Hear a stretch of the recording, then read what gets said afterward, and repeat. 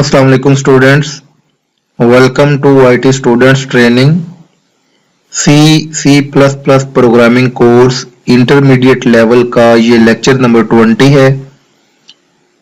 Student, previous lecture से हमने pointer का आगाज किया था और पॉइंटर को हमने डिक्लेयर करना, इनिशियलाइज करना और डी रेफरेंसिंग ऑपरेटर के जरिए इसकी वैल्यू जो है वो जो पॉइंटर जहां पे पॉइंट कर रहा है वो डिस्प्ले कराना, वो हमने सीखा था। एक प्रोग्राम हमने लिखा था डेव सी प्लस प्लस के अंदर।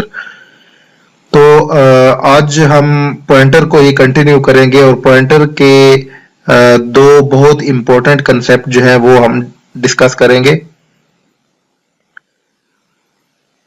Major use of pointer is to perform call by reference. आपको ऑलरेडी पता है कि पॉइंटर का जो मेन यूज है वो कॉल बाय रेफरेंस है। पॉइंटर में कॉन्स्ट कीवर्ड यूज होता है, कॉन्स्ट, CONST, कॉन्स्ट। आपको ऑलरेडी पता है कॉन्स्ट कीवर्ड का मतलब होता है कांस्टेंट। हम जिसके साथ ये लगा दें वो कांस्टेंट हो जाता है। तो we can declare pointer as constant using keyword const like int const star ptr is equal to $&x। तो अगर हम पॉइंटर डिक्लेयर करते वक्त पॉइंटर से पहले कांस्ट लिख दें तो ये पॉइंटर कांस्टेंट पॉइंटर हो जाता है, ये वेरिएबल पॉइंटर नहीं रहता। इसका मतलब ये है कि ऐसे पॉइंटर में हम सिर्फ एक ही एड्रेस सेव कर सकते हैं और वो भी at the time of declaration. ठीक है, एक ही लाइन में जहां पे हम ये पॉइंटर डिक्लेयर कर रहे हैं उसी लाइन में ही हम आगे $x यानी उस वेरिएबल का एड्रेस सेव करते हैं। इसके बाद हम इसमें किसी और वेरिएबल का एड्रेस सेव नहीं कर सकते क्योंकि ये कांस्टेंट पॉइंटर होता है। जैसे कांस्टेंट हमने डिक्लेयर किया था, कांस्टेंट का एक लेक्चर था और उसमें हमने कांस्टेंट डिक्लेयर किया था जिस लाइन में, उसी लाइन पे हमने उसको इनिशियलाइज भी किया था। क्योंकि जो कांस्टेंट होता है वो सेम लाइन पे इनिशियलाइज तो हो जाता है लेकिन इसके बाद वो दोबारा उसमें हम वैल्यू चेंज नहीं कर सकते। तो इसी तरह यहाँ पे भी इस पॉइंटर में हम x का जो एड्रेस है x वेरिएबल का वो at the time of declaration हम दे सकते हैं। इसके बाद हम इसमें किसी और वेरिएबल का एड्रेस जो है वो सेव नहीं कर सकते क्योंकि ये कांस्टेंट पॉइंटर बन गया है। PTR is constant pointer to integer. Here memory address in PTR cannot be changed. PTR contains memory address of variable x. As PTR is constant, so we cannot store another memory address in it. Note that constant pointer is initialized at the time of declaration only. Okay तो ये आपने देख लिया कि pointers जो है variable pointer भी होता है और फिर ये कांस्टेंट पॉइंटर भी होता है। ठीक है, जिसके साथ कांस्ट कीवर्ड आ जाए। और सेकंड जो है वो कांस्ट का यूज किया है, वो बहुत ही इंपॉर्टेंट यूज है सेकंड। वो क्या है, हम ऑलरेडी कॉल बाय रेफरेंस में ये पढ़ चुके हैं कि कॉल बाय रेफरेंस में हम जो है वो जब कोई भी वेरिएबल पास करते हैं फंक्शन को तो वो वेरिएबल कॉल बाय रेफरेंस में उस वेरिएबल का एड्रेस पास करते हैं। तो किसी वेरिएबल को किसी फंक्शन को एड्रेस पास कर देना अपने वेरिएबल का, ये एक रिस्की काम है क्योंकि जब हम एड्रेस पास कर रहे हैं फंक्शन को तो फिर हम पूरे का पूरा कंट्रोल उस फंक्शन को दे रहे हैं।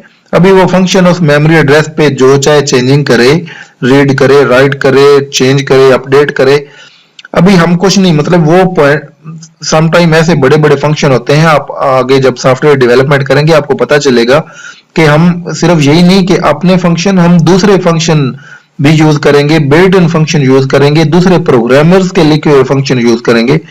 तो उस सूरत में जब हम जो डेटा एज आर्गुमेंट पास करते हैं तो हमें ये भी एक रिस्की काम होता है कि जब हम एड्रेस पास कर रहे हैं तो वो फंक्शन जो है वो हमारे इस मेमोरी एड्रेस पे कोई चेंजिंग ना कर दे।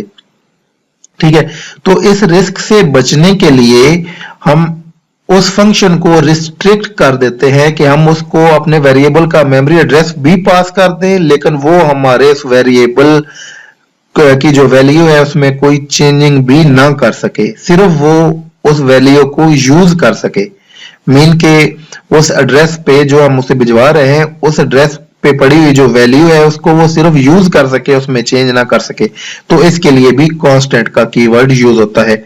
If we take constant at start like const int star ptr is equal to $x, ठीक है। तो उस फंक्शन में अगर हम const कीवर्ड लिख देते हैं पॉइंटर डिक्लेयर करने से पहले, तो इस ऐसा जो पॉइंटर होता है, इस तरह का जो पॉइंटर है, इसमें क्या होता है कि ये जो वैल्यू है वो सिर्फ वन टाइम सेव हो सकती है। इसमें मतलब इसमें जो एड्रेस होता है उस पर सिर्फ एक ही वैल्यू है, उसकी वैल्यू चेंज नहीं हो सकती।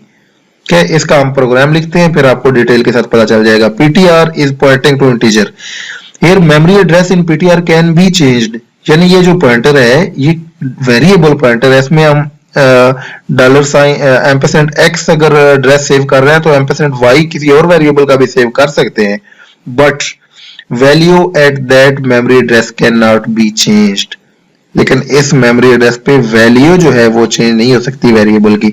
This is very useful when passing memory address to a function and we don't let that function to change value at that memory address. Okay, तो हम एक छोटा सा डेफ सी प्लस प्लस में प्रोग्राम जो है वो लिखते हैं, एक सोर्स फाइल क्रिएट करते हैं, यहाँ पे हम एक छोटा सा फंक्शन लिखते हैं जल्दी से, फंक और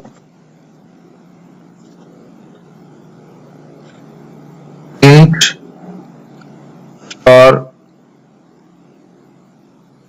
ptr लेट्स सपोज में जो है ये एक कॉल बाय रेफरेंस जो है ये फंक्शन कॉल होगा, तो मैं क्या करता हूँ यहाँ पे इसको करता हूँ, ये जो स्टार ptr है +1 कर देता हूँ, और यहाँ पे एक मैं वेरिएबल डिक्लेयर करता हूँ a is equal to 10, और ये मैं इसको पास कर देता हूं मेमोरी एड्रेस ऑफ a, इस फंक्शन को।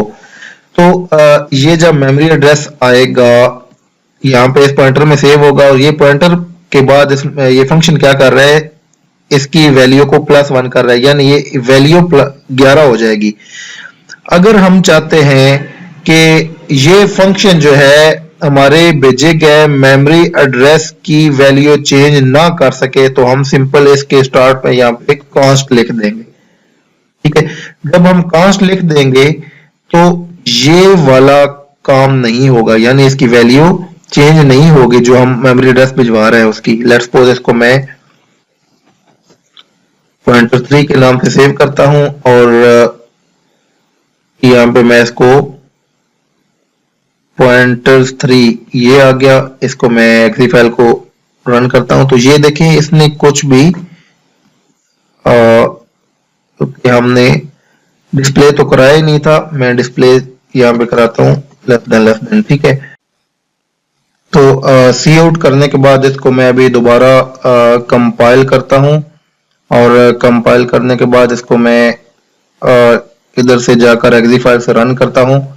तो ये देखें हमने जो वैल्यू जो x का मेमोरी एड्रेस हमने पास किया था, उस मेमोरी एड्रेस पे 10 थी वैल्यू पड़ी हुई। फंक्शन ने अपने अंदर इसको चेंज किया 11 किया, लेकिन हमने जब अपने मेन फंक्शन में दोबारा वेरिएबल की वैल्यू चेक की तो वो 10 ही थी। इट मींस के फंक्शन ने, नो डाउट फंक्शन ने इसको यूज किया, इसको यहाँ पे प्लस प्लस किया, माइनस किया, जो भी किया, लेकिन इस कांस्टेंट कीवर्ड होने की वजह से जहां पे हमारा एक्चुअल a सेव है उस मेमोरी एड्रेस पे कोई फर्क नहीं पड़ा, यानी वो 10 का 10 हमें यहाँ पे ये फंक्शन कॉल करने के बाद भी ये a की वैल्यू 10 ही डिस्प्ले हुई, ठीक है। तो हालांकि इस फंक्शन ने इस वैल्यू को +1 करके 11 किया था, लेकिन इस कांस्टेंट कीवर्ड की वजह से ये हमारी बचत होगी। तो कांस्ट कीवर्ड का ये फायदा है कि हम मेमोरी एड्रेस भी फंक्शन को भिजवा दें, लेकिन फंक्शन को हम ये भी परमिशन ना दें कि वो इसमें इस मेमोरी एड्रेस पे कोई चेंजिंग करे। तो स्टूडेंट ये जो लेक्चर है हम यहाँ पे कंक्लूड करते हैं इंशाल्लाह। जो नेक्स्ट लेक्चर है वो भी बहुत इंपॉर्टेंट है, अरे एंड पॉइंटर रिलेशनशिप, कि अरे और पॉइंटर का रिलेशनशिप क्या है। पॉइंटर्स के जरिए हम अरे में बहुत सारी बहुत सारे ट्रिक्स जो हैं वो कर सकते हैं। ये इंशाल्लाह हम नेक्स्ट लेक्चर में डिस्कस करेंगे। नेक्स्ट लेक्चर तक के लिए अल्लाह हाफिज।